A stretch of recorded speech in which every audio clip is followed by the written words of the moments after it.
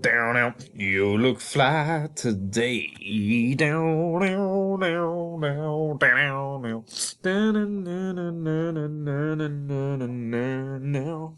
Rikishi has given his thoughts on the Bloodline story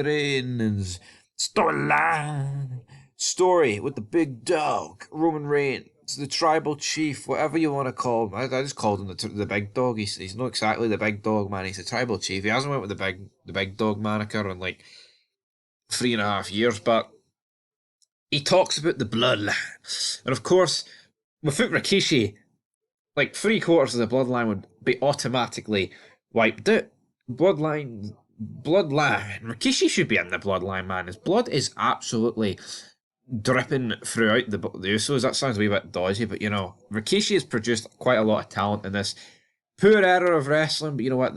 These are like the very few guys that are actually making a wee bit interesting. So during the interview with SportsKita.com, WrestleBinge podcast, WWE Hall of Famer Rikishi comment on the Bloodline storyline with Roman Reigns and his sons, his boys.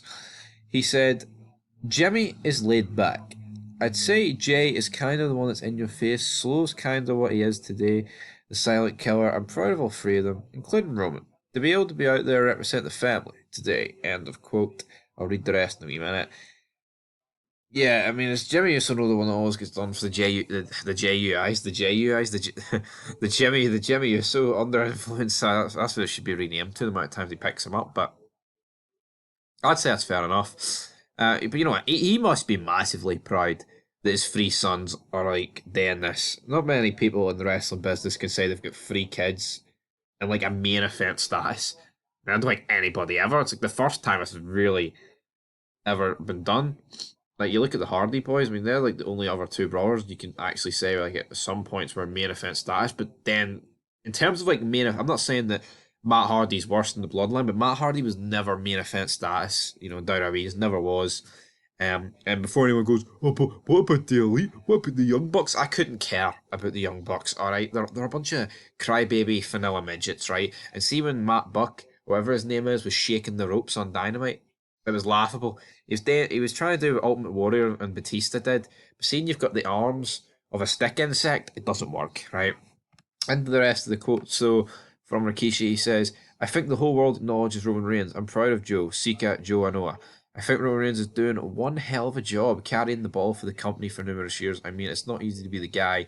I mean, there's so much responsibility behind the curtains, and he's doing a good job. I just hope and I pray that he continues his strength and continues to take care of himself and get some rest. Rikishi also said the following when asked about possibly getting involved in the storyline. I would have to go silent on that one. Damn. I'd love to see Rikishi in it. Does it need Rikishi in it? I don't think it necessarily does need him, but I think it would just add a completely different element. Like if Rikishi got involved, it's like he's your father. Roman Reigns is your tribal chief, but who's your daddy? It would be Rikishi. And I know. Imagine seeing Rikishi.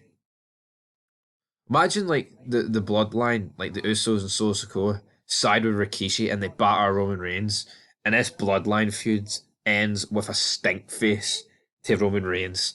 I think that would be symbolic. That would be the end of the era. Rikishi putting his big fat ass in Roman Reigns. I think that'd be funny, man. Some people might not like that. Some people may like it, but you know what? That's exactly how I'd book it. So anyway, guys, leave your thoughts down below. That's it for this video, and until next time, Rikishi responds.